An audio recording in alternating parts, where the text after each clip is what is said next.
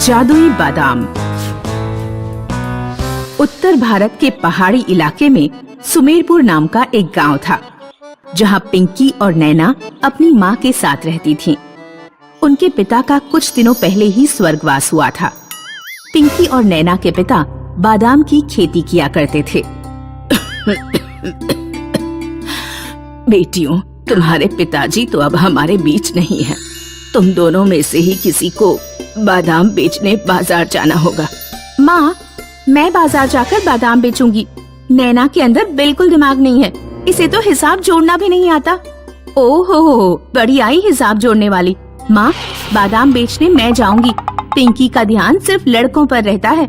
इसे तो रास्ते में कोई लड़का मिल गया तो ये बादाम उदाम सब भूल जाएगी। तू तो बहुत दूध की धुली हुई है। टिंकू के बारे में बताओ माँ को। बता, क्या बताएगी? अरे तुम दोनों लड़ना बंद करो। पहली बार तो मैं तुम दोनों को बादाम बेचने भेजूंगी। जो भी ज्यादा मुनाफा कमा कर लौटेगा, अगली बार से फिर वही बादाम बेचने जाएगा। पिंकी और नैना की माँ दोनों को 5-5 सोने के बादाम देती है। माँ, इन सोने के बादामों का हम क्या करेंगे? तुम बस इन्हें अपने साथ रखो। जरूरत पड़ने पर जो भी तुम में से बुद्धिमान होगा वो इनका इस्तेमाल कर लेगा। अब तुम दोनों बादाम बेचने जाओ। पिंकी और नैना बादाम से भरी टोकरी अपने सिर पर रखती हैं और अलग अलग रास्तों से बाजार की ओर निकल पड़ती हैं।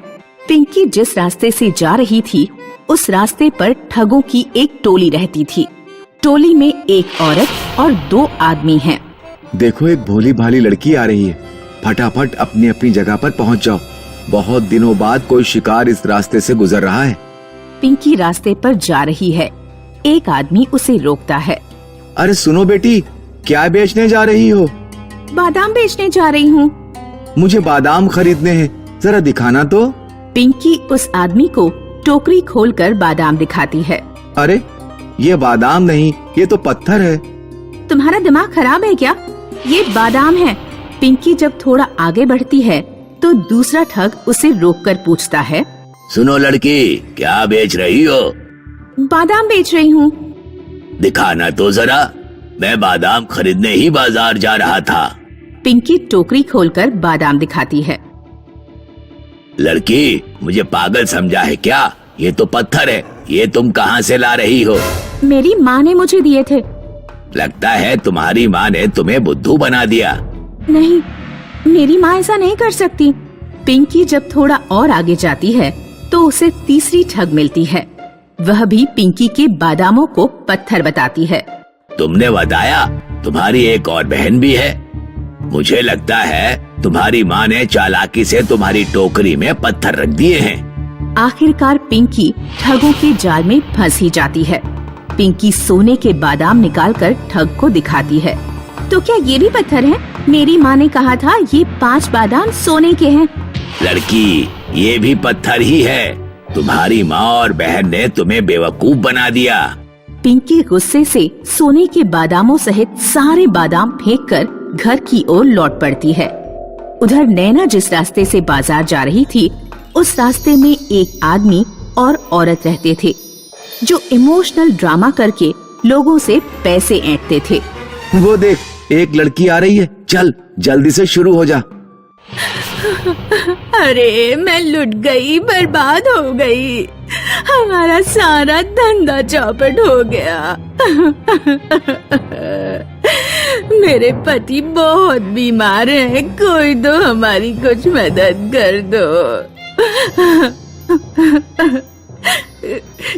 सुनो बेटिया, थोड़े पैसे हो तो हमें दे दो। मुझे अपने पति का इलाज कराना है।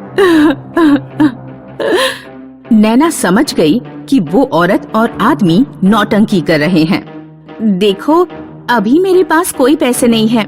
मैं जादुई बादाम बेचने जा रही हूँ। उन्हें बेचकर मुझे ढेर सारे पैसे मिलेंगे। जादुई बादाम? हाँ, जादुई बादाम, जिन्हें अगर कोई अपने घर पर 2 महीने रख ले तो वे सोने के बन जाते हैं।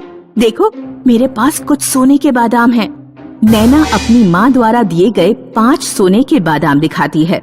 मैं सारे सोने के बादाम नहीं ला सकती थी, क्योंकि तुम तो जानती हो कि रास्ते में बहुत से चोर लुटेरे भी रहते हैं। अगर तुम मेरी बादाम बिकवाने में मदद करो तो मैं तुम्हें आधे किलो बादाम दे दूंगी। औरत और आदमी सोचते हैं कि आधा किलो बादाम जब सोने के बन जाएंगे तब तो वे बहुत अमीर हो जाएंगे। इसलिए वे नैना की बादाम बेचने में मदद करने के लिए तैयार हो जाते हैं। अब ये टोकरी अपने सिर पर रखो और बाजार ले चलो। औरत और आदमी नैना की टोकरी ढोकर बाजार ले जाते हैं। मैं यहाँ पर बैठी हूँ, तुम लोग आवाज लगाओ जैसे मैं लगा रही हूँ। जादुई बादाम ले लो, जादुई बादाम जो सोने के बन जाएंगे। औरत और आदमी जादुई बादाम के लालच में पूरी मेहनत से नैना के सारे बादाम बिकवा देते हैं। नैना की खूब ढेर सारी कमाई होती है। ये लो आधे किलो बादाम मैंने तुम लोगों के लिए बचा कर रखे थे। इन्हें घर ले जाओ और 2 महीने तक इंतजार करना। इस तरह नैना अपनी चतुराई से ठगों को ही उल्लू बना देती है और ढेर सारे पैसे लेकर अपने घर लौटती है। तो दोस्तों, अब तो आपको पता चल ही गया होगा कि पिंकी और नैना में से कौन ज्यादा बुद्धिमान था।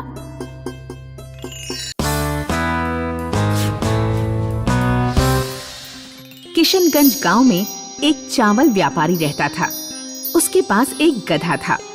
व्यापारी रोजाना गधे पर चावल की बोरियां लादकर पहाड़ी पार करके बाजार जाता था। अजी सुनिए, आज आप बाजार जा रहे हैं तो कुछ चावल की बोरियां ज्यादा लेते जाइए। क्यों, आज क्या कोई खास दिन है?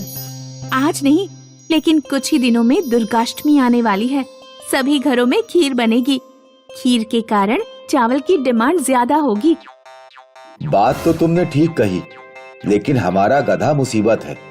ये तो 2 बोरियों का बोझ भी उठाने में नखरे करता है। तीसरी बोरी पता नहीं उठाएगा भी या नहीं।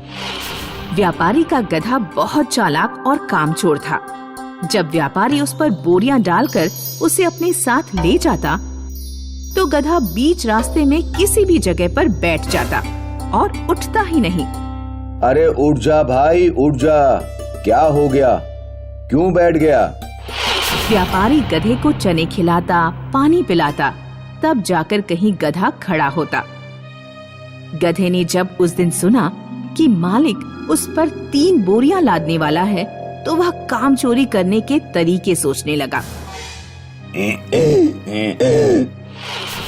मालिक की बीवी ज्यादा दिमागदार बनती है। 3 बोरियां तो मैं पहाड़ी पर बिल्कुल नहीं चढ़ाऊंगा। व्यापारी उस दिन एक डंडा अपने साथ लेकर निकला। अगर आज ये गधा रास्ते में कहीं बैठा तो इसके पिछवाड़े पर डंडा लगाऊंगा। गधा हमेशा की तरह बीच रास्ते में बैठ गया। व्यापारी ने कसकर उसे डंडा लगाया। गधे को अपने मालिक पर बहुत क्रोध आया। आज तो इसका नुकसान करवा कर ही रहूंगा। पहाड़ी से पहले एक नदी पड़ती थी। व्यापारी जब गधे के साथ नदी पार कर रहा था तो गधा नदी के बीचों बीच बैठ गया। सारी चावल की बोरियां गीली हो गईं। अरे, इस गधे ने तो सब मेहनत बेकार कर दी। गीले चावलों को कोई दुकानदार नहीं खरीदेगा। व्यापारी उस दिन चावलों की बोरियां बाजार नहीं ले जा पाया, क्योंकि पहले उसे चावल सुखाने पड़े। अब तो गधा रोजाना यही करने लगा। जब भी वह नदी में पहुंचता, बैठ जाता और चावल की बोरियां गीली हो जाती।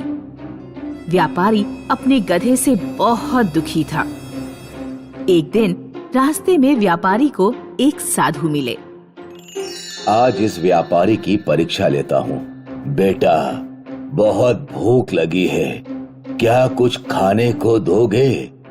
व्यापारी ने अपनी बोरी से 5 किलो चावल निकालकर साधु को दे दिए। माफ करना बाबा, चावल गीले हैं। कोई बात नहीं बेटा, वैसे भी जब मैं इन्हें पकाऊंगा तो गीले तो ये हो ही जाएंगे, लेकिन तुम्हारी बोरियां गीली कैसे हो गईं? व्यापारी साधु को सारी बात बताता है।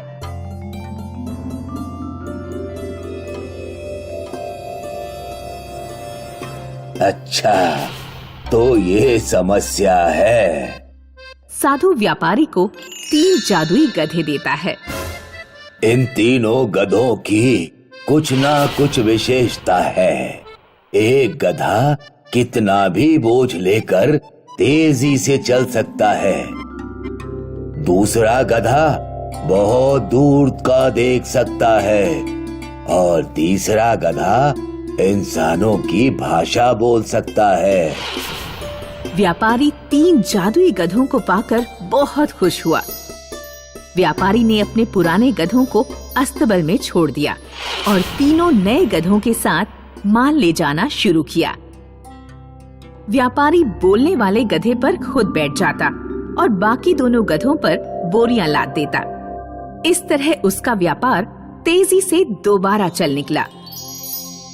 एक दिन जंगल किनारे कुछ डाकू व्यापारी को लूटने के लिए खड़े हुए थे। दूर तक देख लेने वाले गधे ने तुरंत ये सूचना बोलने वाले गधे को दी।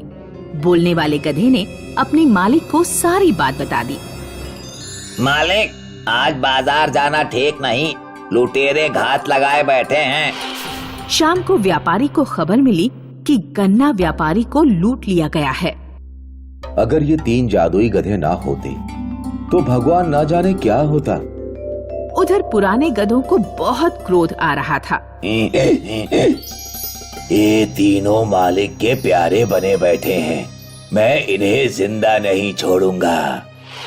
पुराना गधा जंगल से एक जहरीले पेड़ की पत्तियां तोड़कर ले आया और उसने वे पत्तियां दांतों से पीसकर अपने खाने में मिला दी और फिर तीनों जादुई गधों से जाकर बोला, भाइयों, आज मेरा खाना खाने का मन नहीं है, खट्टी डकार आ रही है, तुम लोग मेरा खाना खा लो। यदि इसे किसी ने नहीं खाया तो ये बेकार हो जाएगा और अन्न को बेकार करना ठीक नहीं। बोलने वाला गधा सोचने लगा कि आज से पहले इसने कभी अपना खाना नहीं दिया, लेकिन आज अचानक ये इतना मधुर व्यवहार क्यों कर रहा है। हम ये खाना खा लेंगे, लेकिन पहले तुम्हें थोड़ा खाना खाना पड़ेगा। मैंने तुम्हें बताया कि मुझे खट्टी डकारें आ रही हैं, मैं थोड़ा सा भी नहीं खा पाऊंगा। हम गधे हैं, तो क्या तुमने हमारी अकल को भी गधा समझा है? बोलने वाला गधा सारी बात अपने मालिक को बता देता है। व्यापारी पुराने गधे के खाने को एक चूहे को खिलाकर देखता है। चूहा खाते ही मर जाता है। अब इस गधे को यहाँ रखना ठीक नहीं। व्यापारी पुराने गधे को एक धोबी को बेच देता है। धोबी बहुत निर्दयी था। वह खूब ज्यादा बोझ गधे पर लादता और गधे को डंडे से खूब मारता। अरे मर गया रे बापू, काश मैंने खाने में जहर ना मिलाया होता तो मैं अपने पुराने मालिक के पास ही आराम से रहता। दोस्तों, इस कहानी से हमें शिक्षा मिलती है कि जो दूसरों के लिए गड्ढा खोदता है वह स्वयं ही उसमें गिरता है।